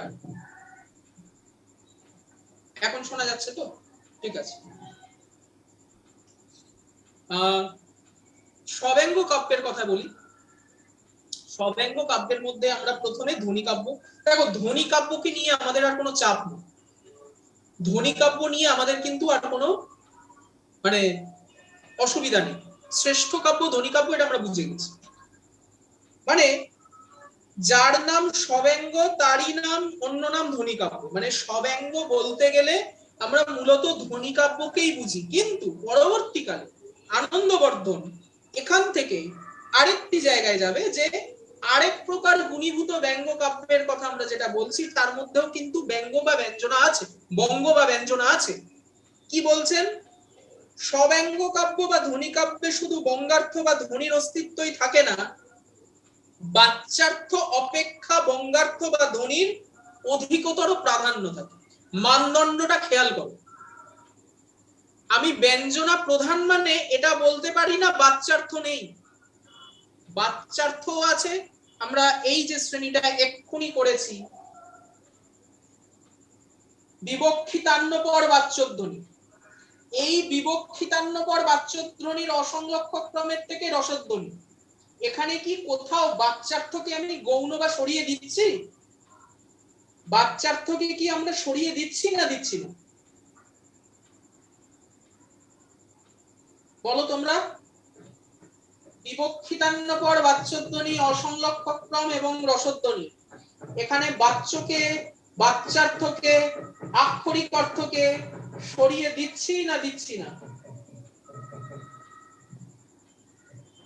এক্স্যাক্টলি দিচ্ছি না কিন্তু। হ্যাঁ, তার মানে বাচ্যার্থকে আমরা তিরস্কৃত করে সরিয়ে দেওয়া বা গৌণ করার কাজে যাচ্ছি না, বাচ্যার্থ থাকবে। ধ্বনিকাব্য বা শ্রেষ্ঠ কাব্য সেটাই যেখানে বাচ্যার্থ থাকা সত্ত্বেও, বাচ্যার্থ থাকা সত্ত্বেও ব্যঞ্জনাটি বাচ্যার্থ অপেক্ষা অধিক মনে হয়, অতিরিক্ত। তাই হলো শ্রেষ্ঠ কাব্য বা ধ্বনি কাব্য বা ব্যঞ্জনা যুক্ত কাব্য বা বঙ্গকাব্য। আর যেখানে, যে কাব্যতে এই ব্যঞ্জনাটি বাচ্যার্থের থেকে কম গুরুত্ব শুধু নয়, তার অধীন। এক্ষুনি আমরা আগের দিনও একটা উদাহরণ দিয়েছি, তার অধীন। এখন প্রশ্ন হচ্ছে, একজন কবি যখন কবিতা লিখবেন তিনি তো সবসময় বাচ্যার্থ অপেক্ষা ব্যঞ্জনাকে গুরুত্ব দেওয়ার জন্যই লিখবেন। তিনি তো আর ইচ্ছে করে চিত্রকাব্য লিখতে পারেন নীতি কথা প্রচারের জন্য, কিন্তু গুণীভূত ব্যঙ্গকাব্য সাধারণত লেখার চেষ্টা করেন না। কারণ হচ্ছে কিছু অলংকার, যেমন সমাসক্তি, যেমন দীপক, যেমন আক্ষেপ, যেমন বিশেষোক্তি, এই ধরনের অলংকার প্রয়োগ যদি কোনো কবি তার কবিতায় বেশি করে, যেখানে ইনঅ্যানিমেট অবজেক্ট সে জীবন্ত প্রাণীর মতো ব্যবহার করতে থাকে, তখন জীবন্ত প্রাণীর ব্যবহারটা তার সাবঅর্ডিনেট হয়ে যায়। আবার বলছি, একজন কবি শ্রেষ্ঠ কাব্য লিখতেই বসে, ধ্বনি কাব্য লিখতেই বসে, ব্যঞ্জনাটাই মুখ্য করতে চান, কিন্তু কখনো কখনো এই কটা অলংকার, আবার নাম নিচ্ছি মেনলি সমাসক্তি অলংকার, মেনলি সমাসক্তি, আক্ষেপ, বিশেষোক্তি, দীপক, এই অলংকারগুলোর প্রয়োগের ফলে ইনঅ্যানিমেট অবজেক্ট, যার প্রাণ নেই, জড় বস্তু, তারা যদি খানিকটা সজীব বস্তুর মধ্যে ব্যবহার করতে শুরু করে, তখন সজীব বস্তুর ব্যঞ্জনাটা ওই জড় বস্তুর অধীন হয়ে যায়। সেই ধরনের কবিতাও কিন্তু কিছু কিছু ভালো কবিতার জন্ম দিতে পারে, কিন্তু আনন্দবর্ধন বলছেন সে তার থেকেও গুরুত্বপূর্ণ ব্যঞ্জনাটাকে প্রদান করছি যেখানে বাচ্যার্থকে ছাড়িয়ে, তাই শ্রেষ্ঠ কাব্য হবে। আর এই কাব্যতে ব্যঞ্জনা নেই সেটা নয়, ব্যঞ্জনা আছে কিন্তু বাচ্যার্থের অধীন হয়ে আছে, তাকে ক্লাসিফাইড করে দেওয়া হচ্ছে গুণীভূত ব্যঙ্গ কাব্য হিসাবে। আমি এক্সাম্পল দিয়ে বলছি। আগের দিন যে এক্সাম্পলটা দিয়েছিলাম, নামে সন্ধ্যা তন্দ্রালসা সোনার আঁচল খসা হাতে দীপশিখা নিয়ে, নামে সন্ধ্যা তন্দ্রালসা সোনার আঁচল খসা হাতে দীপশিখা নিয়ে। এখন এই কবিতাটা ভালো কবিতা, মানে এই কবিতাটা অন্তত চিত্রকাব্য তো নয়, এই কবিতাটা তো অন্তত চিত্রকাব্য আমরা কে বলতে পারি, ভালো কবিতা। এই কবিতাটি পড়তে গিয়ে আমরা এটা খুব ভালো করেই বুঝতে পারছি যে অলংকারটির প্রয়োগ করা হয়েছে সেটা সমাসক্তি। কেন? কারণ সন্ধ্যা আঁচল খসে একটা আলুলায়িত ভাবে দীপশিখা নিয়ে প্রদীপ প্রজ্বলন করছে, এটা একজন গৃহবধূ, মানে যে নোশান আমাদের আছে, কোনো পুরুষও প্রদীপ দিতে পারে, কিন্তু যে নোশান হয়ে আছে যে গ্রাম্য গৃহবধূ এই কাজটি সাধারণত করে থাকে, সন্ধ্যা তো করতে পারে না, সন্ধ্যা তো একটা বিমূর্ত, একটা ইনঅ্যানিমেট অবস্থান, সে কি করে করবে? কিন্তু এটা কবিতা, অন্তত চিত্রকাব্য অপেক্ষা উন্নত মানের কবিতা, এখানে ব্যঞ্জনা আছে, কিন্তু ব্যঞ্জনাটা সন্ধ্যা নামক এই বাচ্চার্থটাকে সন্ধ্যা, ব্যঞ্জনাটা কি সন্ধ্যার অন্তরালে থাকা গ্রাম্য গৃহবধূ, তাহলে এই গ্রাম্য গৃহবধূর ব্যবহারটি সন্ধ্যা বাচ্চার্থের অধীন হলো কি হলো না? অনন্যা যে প্রশ্নটি করেছিলেন তাকে আমি বলছি, তার অধীন হলো কি হলো না? ব্যঞ্জনাটি হচ্ছে গৃহবধূর প্রদীপ প্রজ্বলন। বাচ্যার্থটি কি? ইনঅ্যানিমেট অবজেক্ট সন্ধ্যা। তার অধীন হলো না হলো না? এই অধীন যখনই হয়ে যাচ্ছে সাবঅর্ডিনেট।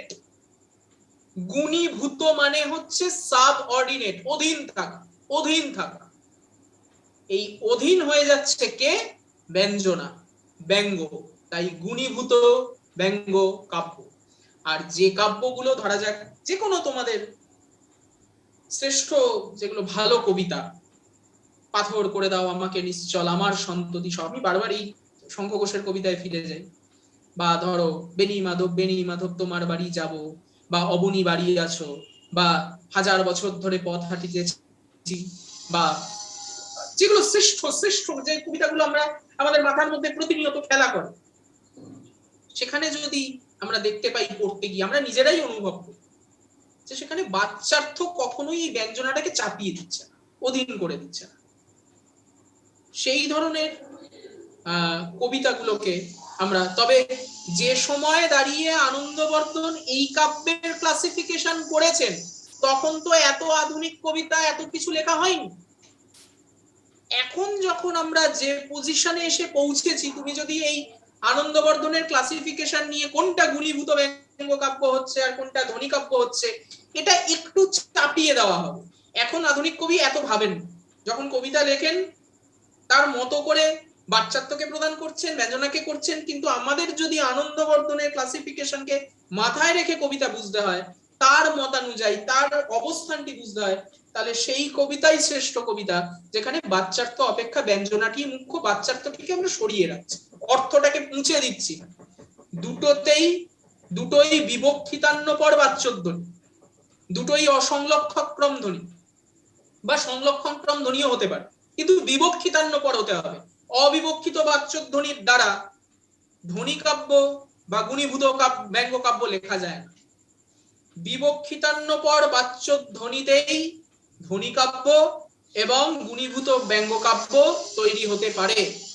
গুণীভূত ব্যঙ্গ কাব্য তৈরি হলে ব্যঞ্জনাটি বা ব্যঙ্গটি হবে বাচ্যার্থের অধীন, আর ধ্বনি কাব্য তৈরি হলে বাচ্যার্থের অর্থ থাকবে কিন্তু ব্যঞ্জনা তার থেকে অধিক মনোহারী হবে। পরিষ্কার হয়েছে? এবার বোঝা গেছে কথাগুলো? মানে দেখো কিরকম এই কনসেপ্ট থেকে বাক্য তৈরি হতে পারে, বুঝতে পারছো? শুদ্ধ অশুদ্ধের বাক্য, যুক্তি মন্তব্যের বাক্য, যিনি প্রশ্ন করবেন প্রশ্নকর্তা, মানে তাকে অবশ্যই এই কনসেপ্ট গুলোকে মাথায় রেখে আমরা ধরে নেব যে তিনি এই জায়গাগুলো থেকে হচ্ছে। এই কয়েক বছর ধরে এই ধরনের প্রশ্নই বেশি হচ্ছে। আগে শুধুমাত্র চিত্রকাব্যের নামকরণ, চিত্রকাব্য এই, ধ্বনিকাব্য এই, এগুলো দিয়ে ফ্ল্যাট প্রশ্ন দিয়ে তথ্য দিয়ে ছেড়ে দেওয়া হবে। এখন এই ধরনের প্যাটার্নে যাওয়া হচ্ছে, কনসেপ্ট থেকে, বিশেষত এই তত্ত্বের জায়গাগুলো থেকে ডিরাইভ করে বার করে আনা হচ্ছে এই অংশগুলো, এই জায়গাগুলো। যদি এরকম প্রশ্ন হয়, মানে এরকম বিবক্ষিতান্নপর বাচ্যধ্বনিটা আরেকবার বলবো। বিবক্ষিতান্নপর বাচ্যধ্বনিটা হচ্ছে সেই ধ্বনি বা সেই ব্যঞ্জনা যেখানে বাচ্যার্থ গৌণ হচ্ছে না এবং যেখানে বাচ্যার্থটা পুরোপুরি মুছেও যাচ্ছে না। অন কন্ট্রারি অবিবক্ষিত বাচ্যধ্বনিতে এই দুটোই হচ্ছে। আমরা আগের দিন উদাহরণ দিয়েছিলাম, বাচ্যার্থটি গৌণ হয়ে যাচ্ছে, বাচ্যার্থটির অবস্থান থাকলেও একদম গৌণ, মানে না থাকারই শামিল, আরেকটাতে পুরোপুরি মুছে যাচ্ছে। বিবক্ষিতান্ন পরে দুটোই থাকছে, মানে বাচ্যার্থ থাকছে, বাচ্যার্থ থেকে ব্যঞ্জনায় সিঁড়ি দেখতে পাচ্ছি, আবার বাচ্যার্থটা পড়তে পড়তেই ব্যঞ্জনায় কোনো সিঁড়ি ছাড়া ব্যঞ্জনাটা অনুভব করতে পারছি। দুটোই হতে পারে।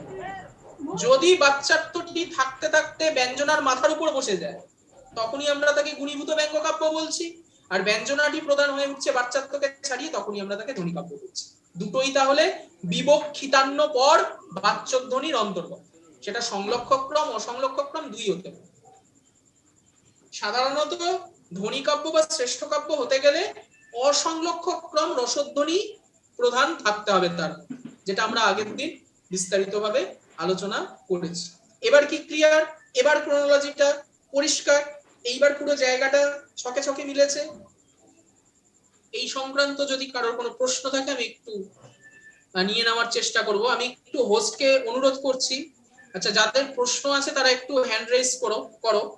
আর হোস্টকে আমি একটুখানি বলছি যে নাম ধরে ধরে একটুখানি অনন্যা দত্ত। স্যার বলছি চিত্রকাব্যে শব্দালঙ্কারটাই প্রধান হয় স্যার? সমাসক্তি শব্দালঙ্কার না অর্থালঙ্কার? না অর্থালঙ্কার। আচ্ছা সরি, হ্যাঁ হ্যাঁ। আর স্যার বলছি আমরা তো মানে চিত্রকাব্য যেটা জানি যে কবি কখন উপদেশ দিচ্ছেন বা যেটা আর কি নকল করছেন সেটা চিত্রকাব্য। তাহলে স্যার মানে প্রত্যেক লেখকই তো প্রকৃতির কোনো জিনিস বা কোনো প্রাকৃতিক বস্তু বা কোনো সিচুয়েশন নিয়েই তো সে সব মানে কবিতা লেখে, তাহলে সেগুলো তাহলে চিত্রকাব্য নয় কেন? মানে কারণ এই যে সেখানে ওই ব্যঞ্জনা প্রকৃতির সৃষ্টি হচ্ছে। বর্ণনাতেই যদি সেটা স্তীমিত হয়ে যায় তাহলে চিত্রকাব্য। আর প্রকৃতির ওই বর্ণনাটা যদি তোমার মধ্যে কোনো অতীন্দ্রিয় ভাবের জগৎ থেকে, স্থায়ী ভাব থেকে একটা রসের জায়গায়, প্রতীতির জায়গায় নিয়ে যায়, শ্রেষ্ঠ ব্যঞ্জনার জায়গায় নিয়ে যায়, সেটা হবে যাবে শ্রেষ্ঠ কাব্য। এই মানদণ্ডগুলোর জায়গা থেকেই তো একজন কবি হন আর একজন অকবি হন। ঠিক আছে sir, thank you sir. Dutta. Q বলো। হ্যাঁ স্যার, স্যার বলছি ঘনীভূত যেটা ব্যঙ্গ কাব্য আমরা বলছি ও ক্ষেত্রে তো স্যার ধরুন সমাসক্তি অলংকার যেটা আপনি উদাহরণ দিলেন, তার মানে স্যার জড় শক্তির উপর মানে সজীবতার একটা প্রভাব বিস্তার করছে। বাচ্যার্থ সাধারণত যেটি জড় বস্তু বা ইনঅ্যানিমেট অবজেক্ট, সেটাই সাধারণত বাচ্যার্থ হিসাবে এখানে থাকছে। এবং সেই বাচ্যার্থটা দেখো এখানে কবিতাটা পড়ে নামের সন্ধ্যা তন্দ্রালসা, সন্ধ্যার জায়গাটি প্রধান, গৃহবধূকে পাচ্ছি কিন্তু সন্ধ্যা মুখ্য, সেই ধরনের জায়গায় বাচ্চার্থের অধীন হয়ে যাচ্ছে ব্যঞ্জন। তাহলে স্যার সেক্ষেত্রে ওই সন্ধ্যাটাই প্রধান হচ্ছে, তাই তো? একদমই তাই। আচ্ছা স্যার, আর একটা কথা বলি, ওই ওই যে আমরা বললাম না স্যার চিত্রকাব্য ছড়া, আপনি যেটা বললেন যে সব ক্ষেত্রে সেটা ছড়া নাও হতে পারে, তাহলে স্যার চিত্রকাব্য কি সব ক্ষেত্রে আমরা স্যার ব্যঙ্গ প্রধানও বলতে পারি? এই ধরুন সমাজকে ব্যঙ্গ করে যেটা লিখছে, কিংবা না না না না, ব্যঙ্গ প্রধান মানে ব্যঙ্গ মানে তুমি বুঝতে চাইছো, আমি বলতে চাইছো সমালোচনা, কিন্তু সেরকম নয়। সমালোচনা করলে সেটা ভালো কবিতা হতেই পারে। সমাজ সমালোচনামূলক কবিতা ভালো কবিতা, ধ্বনিকাব্য হয়েছে সব। এটা আবারও বলছি যে তুমি এখান থেকে তোমার অনুভবের গাঢ়তাটা কিভাবে ফিল করছো তার উপর ডিপেন্ড করেই একটাকে চিত্রকাব্য আর একটাকে ধ্বনিকাব্য বলছো। ফলত এটাও হতে পারে যে তুমি ব্যঙ্গ করলে মানে সমালোচনা করলে সেটা চিত্রকাব্য হলো, আবার এটাও হতে পারে তুমি সমালোচনা করা সত্ত্বেও সেটা একটা ভালো কবিতাই হলো। এরকম কোনো মানে মাত্রা নেই যে তুমি সমাজ সমালোচনা করলেই সেটা চিত্রকাব্য। আচ্ছা স্যার, আমি ওটাই বলতে চাইছিলাম যে চিত্রকাব্য এমন সব ক্ষেত্রে ছড়া হচ্ছে না, সেরকম সব ক্ষেত্রে সেটা ব্যঙ্গও নাও হতে পারে। কারণ এটা তো অঙ্ক নয় যে দুয়ে দুয়ে সবসময় 4 হবে, এটা কবিতা লিটারেচার, ফলত ব্যতিক্রমের জায়গা থাকতেই পারে, কিন্তু সাধারণত এটা হয়, এটা বলতে চাইছি। ঠিক আছে স্যার, বুঝতে পেরেছি ভালো করে। আচ্ছা, মস্তিকা কারক। হ্যাঁ স্যার, বলছি যে চিত্রকাব্যের যে সংজ্ঞা স্যার সেটা বুঝতে পেরেছি ভালোই, কিন্তু স্যার যখন কোনো উদাহরণ দেখি যে কোনটা চিত্রকাব্য, কোনটা ঘনীভূত ব্যঙ্গকাব্য বা কোনটা ধ্বনিকাব্য, সেক্ষেত্রে স্যার এই চিত্রকাব্যের উদাহরণ দেখার জন্য কোন বই দেখতে পারি? মানে এখনো স্যার এটা আমি ঠিক বুঝতে পারছি না, যে মানে একটু গুলিয়ে যাচ্ছে আর। চিত্রকাব্যের জন্য কোনো বই তুমি উদাহরণ এভাবে পাবে না। পাবো না। তোমাকে হ্যাঁ, তুমি কোনো কবিতা ধরো তোমার সামনে দেওয়া হলো, তুমি সেই কবিতাটা পড়ে যদি দেখতে পাও যে সেখানে একটা নীতিকথা, কোনো উপদেশ, কোনো প্রোপাগান্ডা, এটা পড়লে তোমার এই অবস্থানটা তৈরি হয়ে গেছে বাবা এতদিনে, যে তুমি এইটা পড়ে বুঝতে পারবে যে এখানে একটা নীতিকথা বলা হচ্ছে, এখানে আর কিছু নেই, একটা মোরালিটি, একটা উপদেশ, একটা হিতোপদেশ, তুমি তখন তাকে চিত্রকাব্য বলবে। তুমি এরকম কোনো কবিতা এক জায়গায় পাবে না যে এইগুলো চিত্রকাব্য, এরকম হয় না। তোমাকে ঠিক দেওয়া আছে হবে স্যার, তোমার, মানে কবিতাগুলো পড়েই আমাকে বুঝতে হবে যে কোনটা চিত্রকাব্য হচ্ছে, কোনটা তোমাকে ঘনীভূত আগে ব্যঙ্গকাব্য সহৃদয় হচ্ছে। পাঠক হতে হবে, এটা আগে হও। মানে এটা আগে হও মানে আমাদের প্রত্যেককে আগে এটা হতে হবে। আমাদের কবিতার অনুশীলন প্রচুর করতে হবে। আমরা কবিতা পড়ি কিন্তু কবিতার মতো করে না, ফলত ওইটা যত বেশি বাড়িতে কবিতা পড়তে পড়তে তুমি বুঝে যাবে ও এটা তো চিত্রকাব্য, ও এটা তো মানে ব্যঞ্জনাটা আমি পাচ্ছি, এইটা একটা প্র্যাকটিস। ফলত এটার এরকম কোনো প্র্যাকটিস বই হয় না। ঠিক আছে sir. Next, Janaki Das. Hello sir, শুনতে পাচ্ছেন? স্যার আমি বলছিলাম অনুভবকে উন্নতভাবে প্রকাশ করতে পারাই কাব্য রচনার মেন উদ্দেশ্য, তাই তো? ঠিক ঠিক ঠিক ঠিক। আর একটা কথা হচ্ছে স্যার, এখন এই মানে রিসেন্ট এই সময়গুলোতে মানে গদ্য রচনা মানে গদ্য ছন্দেই কিন্তু কিছু কিছু কবিতা এখন রচিত হচ্ছে স্যার, ওইগুলোকে কি রকম কাব্য বলতে পারি, মানে সমাজকে উদ্দেশ্য করে? যদি ওখানে নীতিকথাই প্রধান থাকে, যদি ওখানে চমকটা প্রধান থাকে, গদ্য আচ্ছা। কবিতায় তো প্রচুর চমক দেখি আমরা এখন, কোনো ব্যঞ্জনার উচ্চারণ যদি আমরা অনুভব করতে না পারি তাহলে চিত্রকাব্য বলবো। আর যদি দেখি যে না সত্যি একটা দিক নির্ণয়কারী অবস্থায় চলে গেছে তাহলে ধনী কাব্য বলবো। আচ্ছা, thank you sir, thank you. Sanjib Chandra Barman. হ্যাঁ স্যার বলছি, এই স্যার আপনি তো এই যে রসধ্বনিকে শ্রেষ্ঠ বললেন, হ্যাঁ স্যার, তো স্যার ভাবধ্বনি এবং রসধ্বনির মধ্যে প্রধান পার্থক্যটা কি? প্রধান